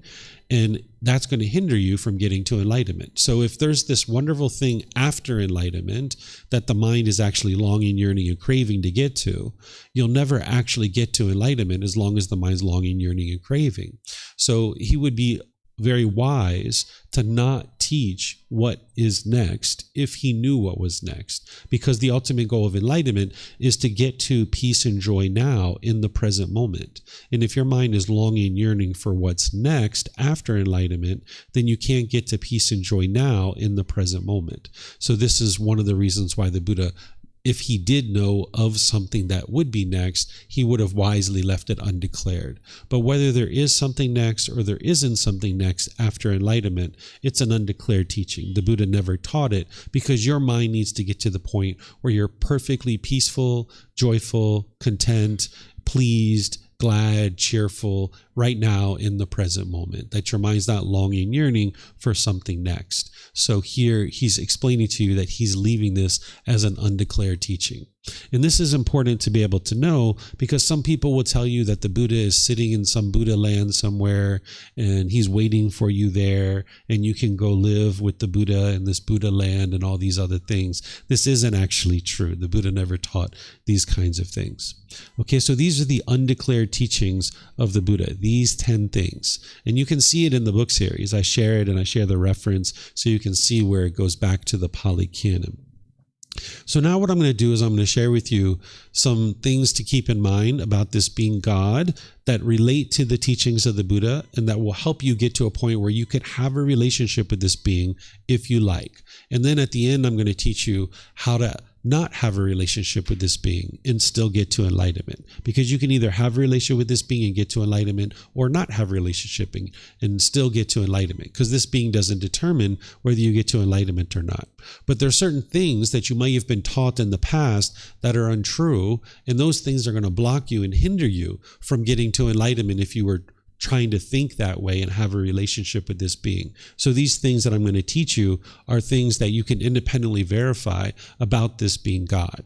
So in terms of God and right view, it's important to understand and practice right view, that it's your decisions that lead to any particular result. If you have the view that what you are experiencing in this life is because of God, that is wrong view. And you're not going to be able to maintain and accept responsibility and accountability for your own feelings, your own speech, your own actions, because everything's being blamed on God. So you're going to need to practice right view as it relates to God and realize that it's not God that's determining what you experience on a day-to-day basis. It's your own decisions that are doing that. And that would be part of right view. In terms of God, you're going to need to eliminate any potential craving in the mind. Sometimes people have craving, desire, attachment towards this being God. So if you've been taught to pray to God, like God is a genie in a bottle, and you're begging God for things, you're going to need to eliminate that, because that would be craving, desire, attachment, and it's also part of wrong view too. So if I'm praying for a new house, if I'm praying for a new job, if I'm praying for more money, if I'm praying for better friends, you're not going to get all of these things through prayer. The Buddha actually talks about this. He says, if we could obtain what we want through prayer, who among us would lack for anything? Right? Because if we could just get what we want through prayer, we would lack for nothing, because we could just pray, oh, dear God, please give me $1 million. I have this new house I would like to buy. Please, please, please give me this new house. I want this new money. Boom, there it is. It's like a genie in a bottle, right? But sometimes people have been taught to treat this being this way. And this is where you don't believe them, but you don't believe me either. What I'm sharing with you is that you can't pray your way to these kinds of things. So what you do is you test it. And maybe you have tested this. You sit here and you pray and you say, dear God, give me $1 million so that I can feed some people in Thailand who need some money and need some food. Can you please give me $1 million? And then you just pray however you normally pray and see if it shows up. And if it shows up, then you know that what I'm teaching you is not true. But if it doesn't show up, then you know that what I'm teaching you is true, because God is not a genie in a bottle. If you would like to get $1 million, you're going to need to make decisions through cause and effect, through the natural law of karma, in order to get your $1 million. It's not just going to poof in front of you, right? So this is how you know that whatever you've been taught about prayer, if you've been taught to beg for things and whatever you pray for, it will be provided, then you can see that this isn't true. If you would like to pray and have a relationship with this being through prayer, what I would recommend that you do is you let this being know that you believe in this being, if you have a belief in this being, or if you know that this being exists, you can let that being know that too. You can say, I know that you exist, right? You can pray that. Then you can say, hey, I'm open to your guidance. Any guidance that you would like to give me in this life or in this path to enlightenment, I'm open to that guidance.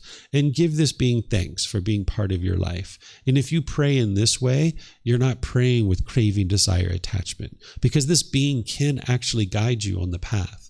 It's not like this being is going to guide you at your own beck and call. Like you can't sit down and be like, dear God, should I meditate now or not? Right? Those are decisions that you need to make, right? Should I choose to have this friend or not? Should I choose to get this job or not? That's just craving, desire, attachment. You need to cultivate this wisdom. But if you pray in this way and you let this being know that you're open to their guidance, when this being is ready to guide you and this being thinks that you need guidance, this being can do that. It's basically like inserting thoughts into your mind. But remember, there's multiple types of beings in the world. There's not just God.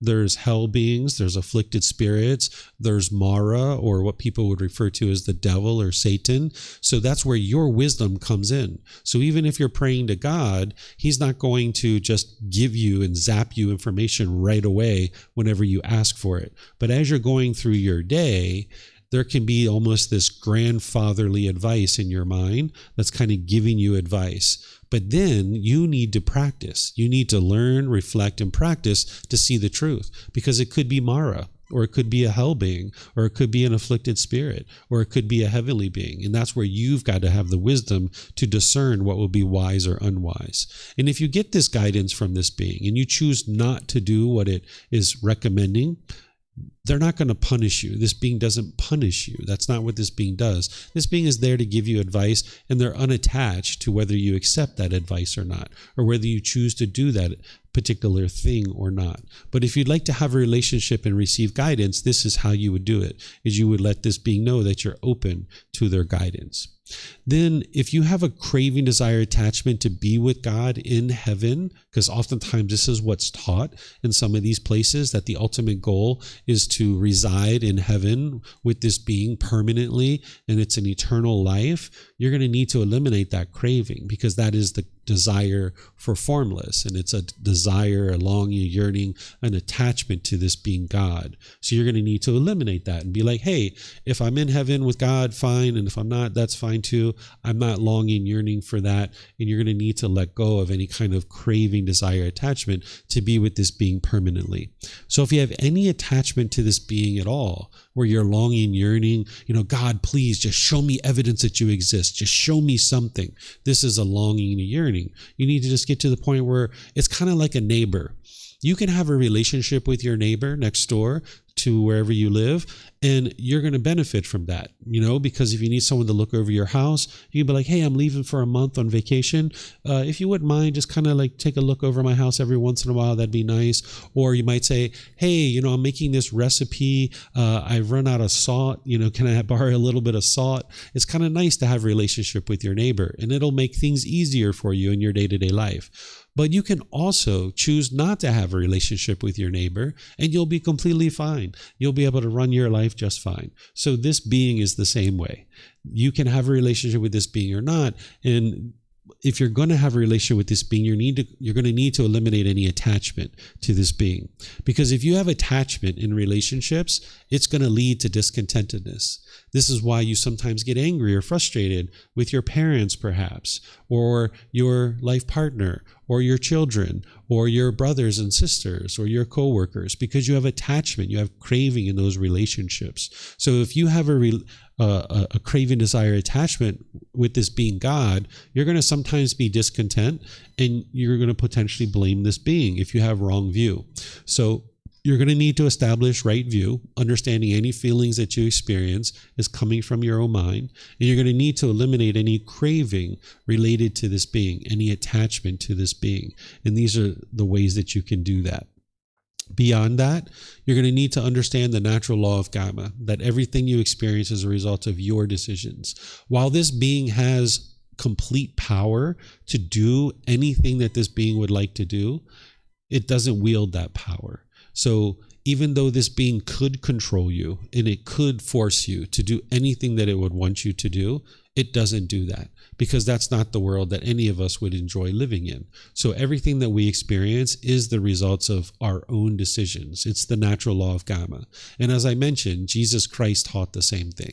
You reap what you sow. That's what that is, right? And I'm sure Prophet Muhammad taught something similar, and maybe it's in Hinduism and Judaism and all these other things too, that it's through wise decision making that we experience wholesome results in our life, and it's through unwise decisions that we experience unwholesome results. So you need to be able to see that it's not this being that is producing any particular results in your life. This being doesn't have a grand plan that you need to fulfill. This being doesn't have expectations of you. It's not interested in controlling you.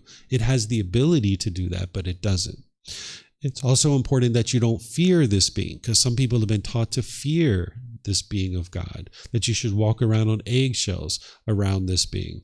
And that's not true. There's no need to fear this being. This being isn't punishing you. This being isn't rewarding you. You don't have to go around with fear in your mind towards any being whatsoever. So if you were to have fear towards this being, it would be very challenging to have a relationship with this being on a day-to-day basis. So you're not interested in having any kind of fear about this being whatsoever, because this being isn't going to hurt you. Anything that's hurting you, it's not coming from this being. Then, and sometimes when I teach these things, people say, well, if I don't have to fear this being, and this being isn't controlling me, and I don't have to worship this being, and I'm not praying to this being to ask for things, then what's this being doing? Like, what's the whole purpose of this being?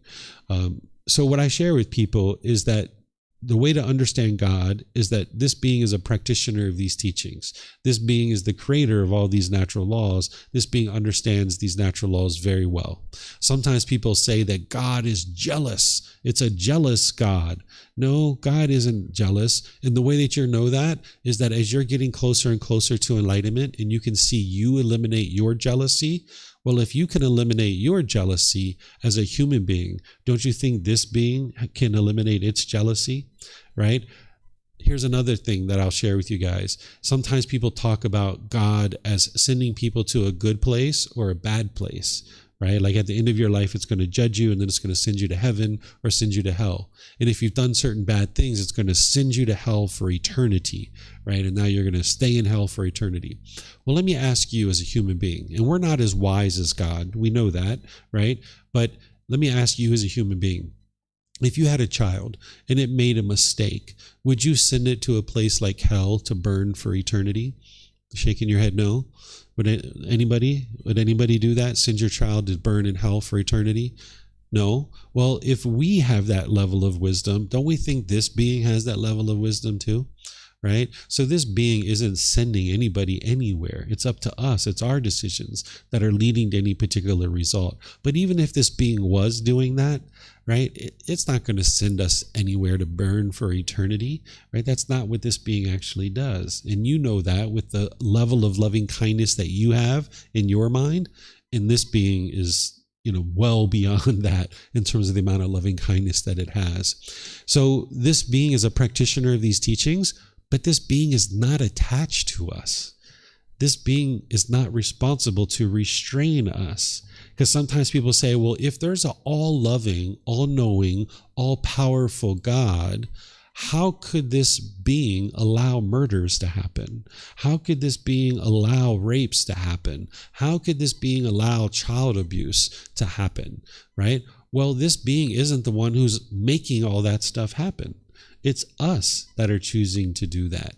It's not up to this being to control what is or isn't happening in the world. Even though it is capable of doing that, it doesn't do that because that's not its role.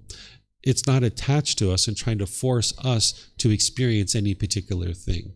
And the way that you can see this is that God is interested in us cultivating wisdom, because by us cultivating wisdom, then we will naturally make wise decisions on our own, and this being isn't going to need to control us. I had this experience with my son when he was first born.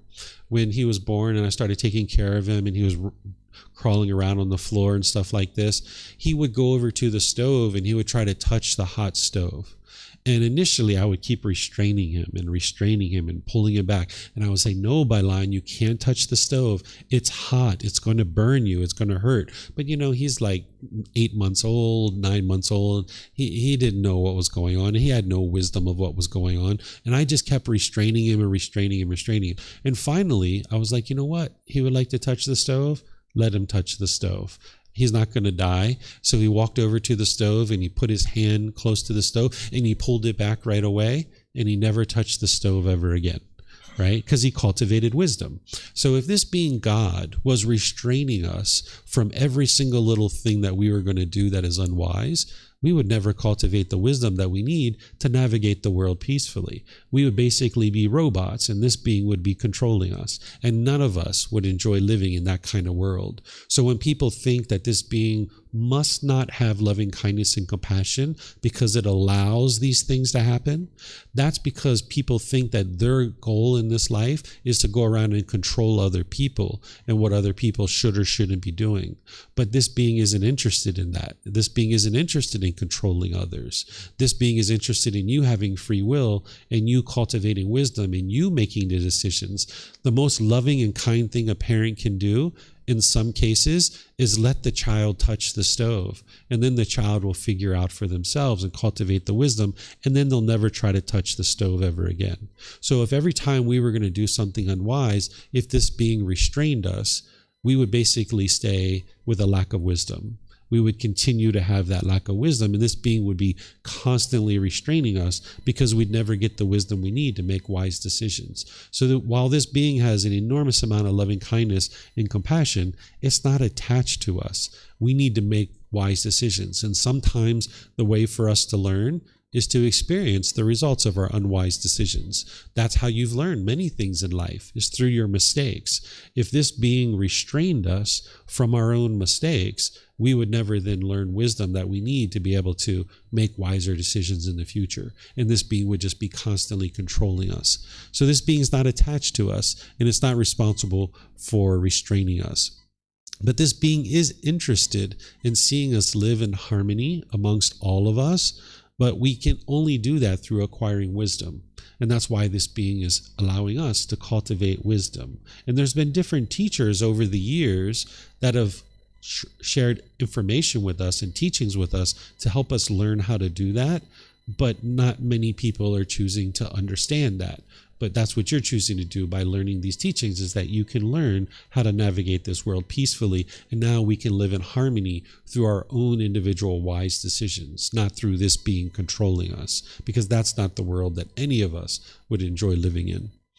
Okay, so let me stop and see if you have any questions here, because this is what you would need in order to have a relationship with God, is you would need to practice right view, where you understand it's your own decisions that are leading to any results. You're going to need to eliminate craving in terms of prayer or existing with this God, not being attached to this being.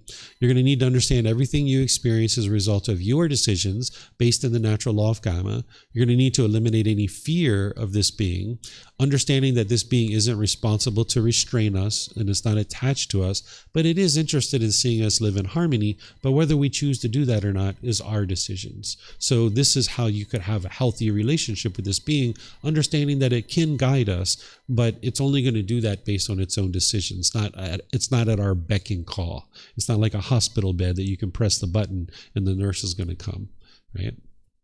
Yes.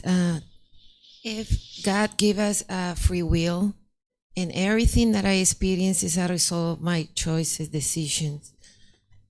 So that means that, was it a plan to be born with these parents? Was my own plan before I was born to be with these parents, to be born in this place, to be female or male? Is that also something that I decided? Saying that something is a result of your decisions versus saying it's something you decided are two different things, right? So everything you're experiencing is a result of your decisions, but it's not like you selectively chose with 100% certainty. It's not like I want those parents, so I'm going to have these parents. It's not selective like that. But the family that we were born into, the condition of our body in this life, these are all cause and effect, but it's not a specific decision that we made for this specific family. Does that make sense? So if we're born into a hostile and harsh and bitter family, that is a result of decisions that we've made, but we haven't specifically said, I want to be born into a hostile and bitter family. But because of the cause and effect relationship, the sequence of events that have happened, that's the result of our decisions, that we ended up in that particular type of family. Okay. Yep, Pamela?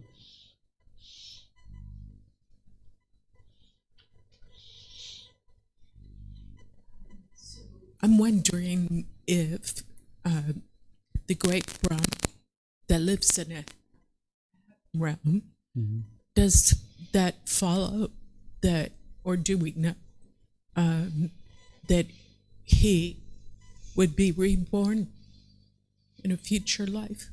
This being has a very long lifespan. It lives from the beginning of time all the way to the end of time. It doesn't, this being is impermanent. The Buddha describes this being too as being impermanent, but it has a lifespan that spans all of time essentially. So it's the same being all the way through. So it's not being constantly reborn like us. It's the same being all the way through.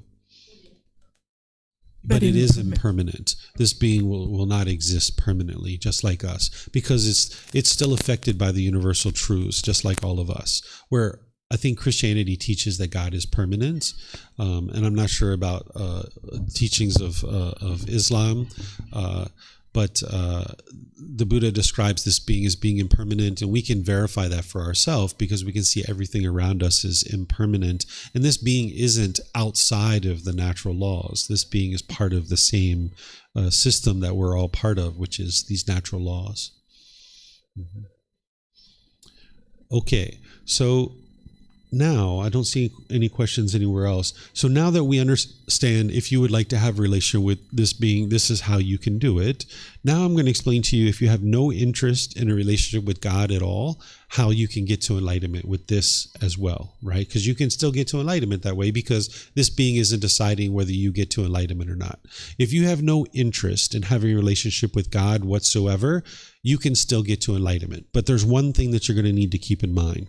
You're going to need to still have loving kindness for all beings, that you eliminate any anger, hatred, or ill will towards this being of God. Some people, as soon as I even say the word God, they start getting angry and frustrated. I've had some students that are like that they have an aversion to this being.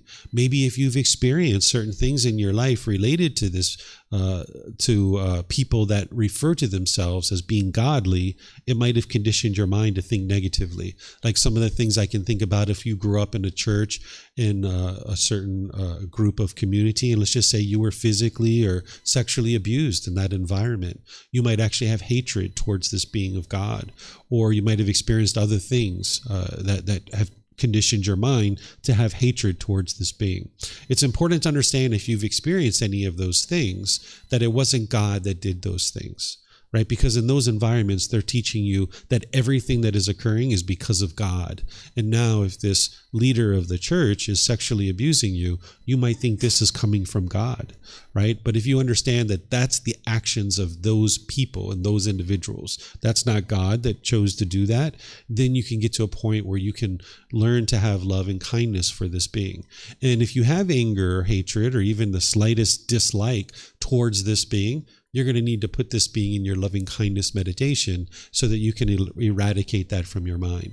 Whether you ever choose to have a relationship with this being or not is up to you. But if you're choosing not to have a relationship with this being, that's completely fine.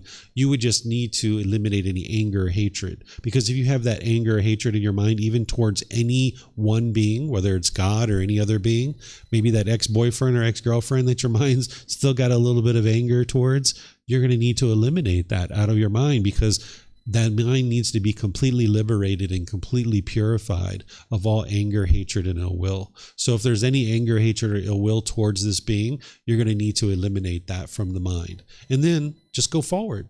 You don't need to have a relationship with this being. Like I mentioned, it's just like a neighbor, right? You can choose to have a relationship with your neighbor or not, and you can still live a wonderful life, right? If you have a relationship with this being, hey, it's beneficial, it's helpful, because this being can guide you on the path to a certain degree. Ultimately, it still comes down to your wisdom and you cultivating wisdom. This being's not going to download the path to enlightenment into your mind. You still need to cultivate that. But if you're not interested in having a relationship with this being, you can do so. And just be sure you don't have any anger or hatred towards this being. And this is how you could get to enlightenment without a relationship with this being. So do you guys have any questions on this? Yeah?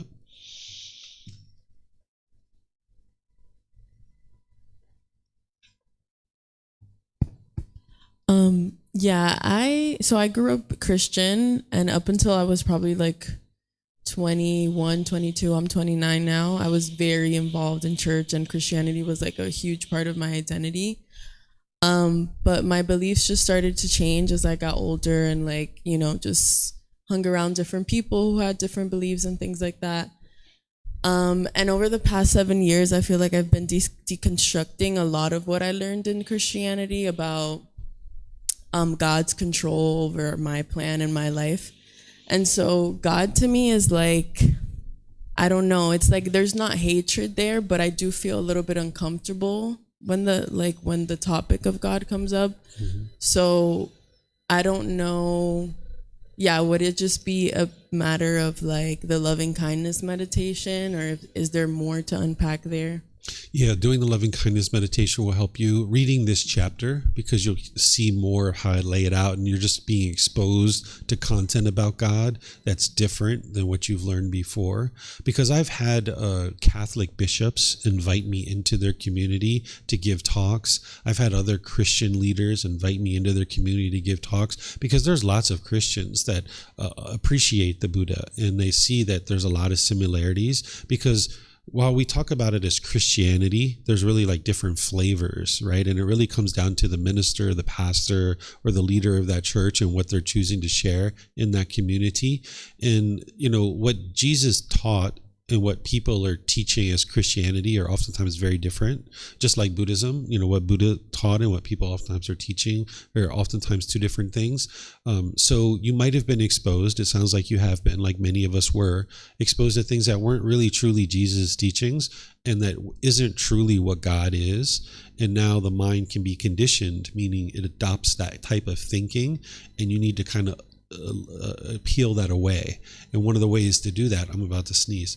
One of the ways to do that is to read some content and studies with some people who are teaching a more pure, more clean relationship with this being, so that you can peel that uncomfortableness away, because there's still probably some of that conditioning from before still left in your mind, and then seeing a different perspective would be really helpful for you.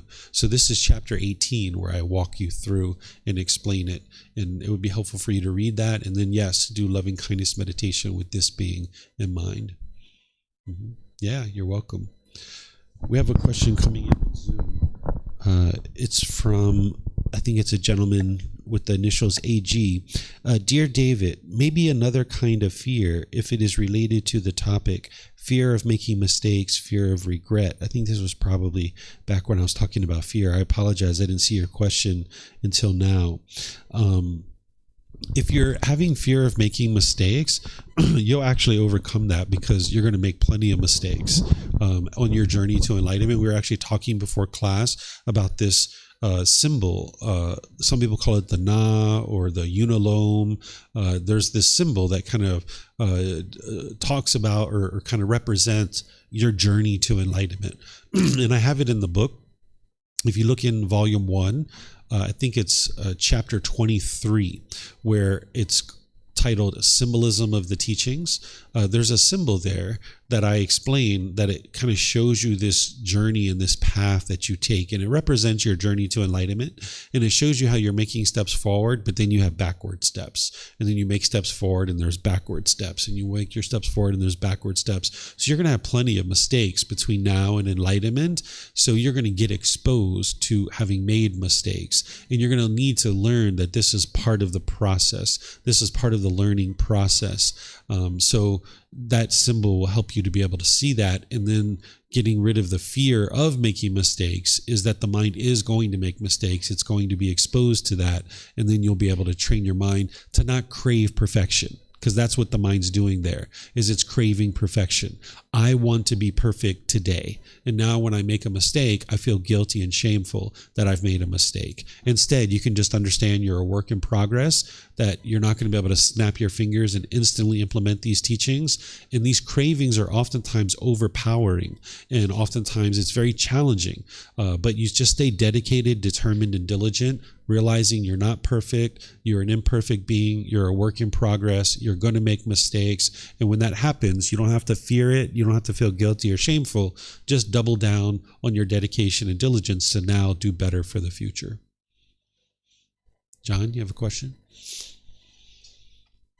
I wanted to just get a little like a backtracking kind of review, like how this, I'm feeling like this is like fear or craving relationship to God, and how does it kind of overlay with like the jhanas, and or the fetters? Okay, so there isn't any connection between the jhanas and the fetters and God, other than the fact that we were all born in the way that we're born, right? God essentially set up the world the way it's set up, that we have the free will to either stay unenlightened and experience that life, or we have the ability to be able to get to this enlightened mental state and experience the peace and joy that is there. So that is an option that God has made available for every single one of us. Whether we choose to do that or not is up to us, and we need to cultivate the wisdom to do that. But it's not God that's going to force us or control us to be able to do that. We have the free will to be able to do that.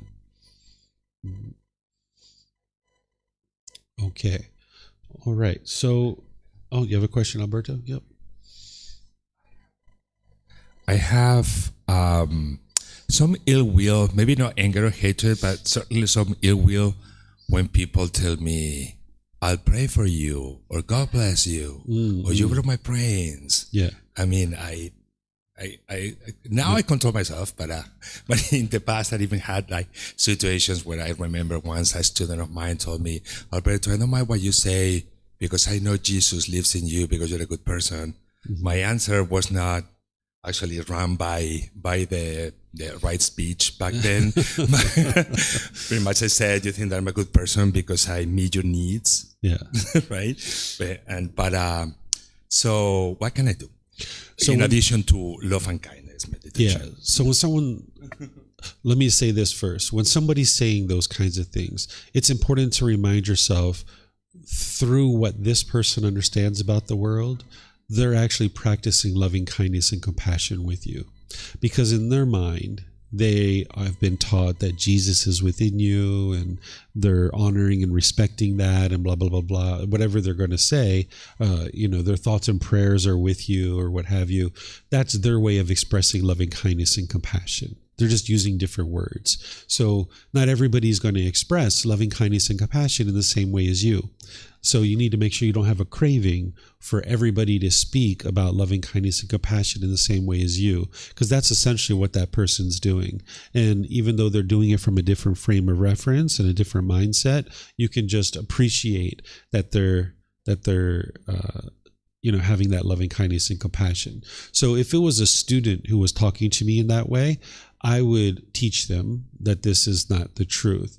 But if it's like an average person, like say I'm in the airport and or on the airplane, and at the end of our flight, somebody says, "Oh, may Jesus be with you, and may you be blessed by God," I'll probably look at them and smile and say, "Thank you for your kind words." Right? Because I'm just honoring the fact that they're thinking of me in a warm and kind way. I understand that, what they're saying is not true, but I don't need to sit down and break out a lecture about the teachings of the Buddha or books and explain to them that. That's not my role in that situation. It's just, hey, we've had this nice encounter. They're expressing some kindness and some love. Let me just say, hey, I appreciate your kind words, right? So that can help you is just understand that people are going to express their love and kindness and compassion in different ways. And you can just acknowledge that through whatever kind words you would like to share back with them. But yes, the thing that you need to be able to do is you need to be able to eliminate any craving for people to be a certain way, any expectation of them to be a certain way. And if there is anger, the answer is always loving kindness meditation and practicing loving kindness through your intention, speech, and actions. Okay. All right. So I don't see any other questions anywhere. So right now it's a little bit after 11, so we can do another early lunch. And then when we come back, I'm going to teach you the meditation on sexual cravings and meditation to realize non-self. We can come back at 12:30 today, and then we'll probably finish up, what's that, probably around 1:30, 2 o'clock. We'll finish up a little bit early today, and you guys will have even more time available for your day. Or another option, I can take a little poll if you guys like. We can take like a 20-minute break. I can come back and teach you guys the meditation, and we can do the meditation, and we could probably finish up even earlier, maybe like 12:30, 1 o'clock. How would you guys like to do it? Who would like to go to lunch and come back at 12:30? And finish up at 2. Okay, so we've got David. Who would like to take say a 20-minute break, come back at 11:30, and then we would finish up at essentially like 12:30, 1 o'clock. Okay, there's more hands that are doing that. And there's some people that are just like, I'm fine either way. Doesn't matter. Okay, so let's do that. Let's take a 20-minute break, come back at 11:30, and then I'll teach you guys these two meditations. We'll do one, and then we'll finish up and head out for the rest of our day. All right. So thank you guys for your questions. Okay.